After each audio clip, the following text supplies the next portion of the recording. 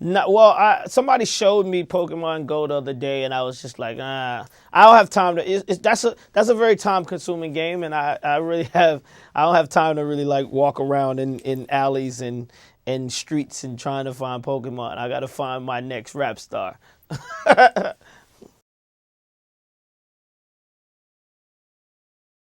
Never, never, never, never. I mean, we all like we you know, I respect what what the relationship that became with us as musicians, and I never wanted to like tarnish that. You know what I mean? I never had a real bone to even try to see if it was something else outside of that. But at the same time, if I did, I would have never moved forward on it because I feel like our relationship is so close musically, and the fact that I never tried to do anything with her or tried to make a pass or anything like that. I think that that's something that she respects as well, and that's what gives our relationship and our writing so much fun and so much energy, and allows us to continue to keep doing it in times when people don't believe that it's even going to happen.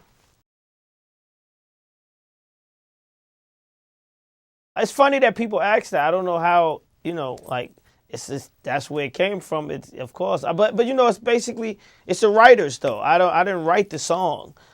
It's just on my label. But the writers and the writers in the group and the writers and all of them, they're making the real money. When you have a sensation like that, that's where writing a song becomes. That's where you learn what writing a song is all about.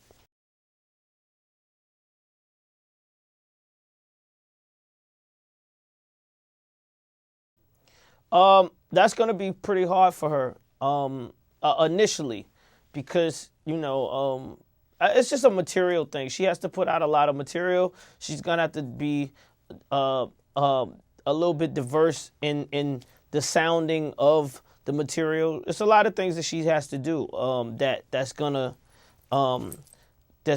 make or break her breaking out of that shell of people saying Iggy Azalea.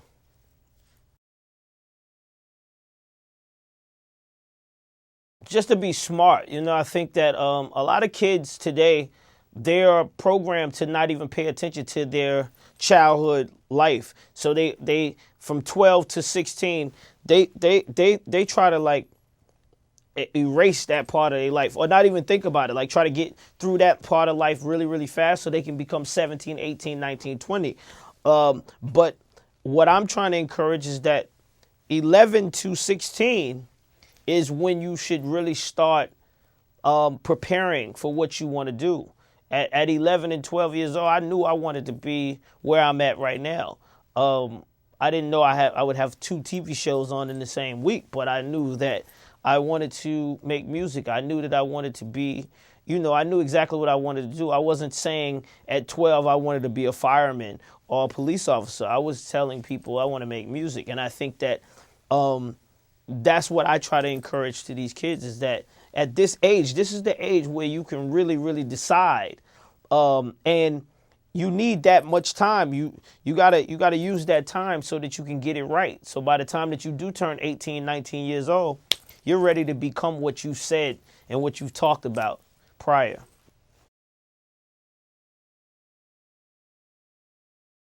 Probably leaving Columbia at a point when social death was probably at its highest. I got kind of frustrated with Columbia and didn't feel that they were doing what I wanted them to do, and we started not seeing eye to eye. But it was a dangerous move for me because you encounter that everyone doesn't love you the same, and that's something that people should always keep in mind. If you are in a situation where the love is at 100, you might want to stay there and just argue it out as opposed to trying to go somewhere else. Because if you go somewhere else, the love is not going to be at 100. It's probably going to be at 50, or it's going to probably be at 70, but it won't be at 100. And when I left, that's what I realized, and that's where the danger was. It was like, oh, wow, the love for me and my company is not the same where I want to go. although I want to go and I'm so frustrated with the 100. Sometimes you got to just tough it out and argue. That's what arguments are for, to get through and get to where you need to go.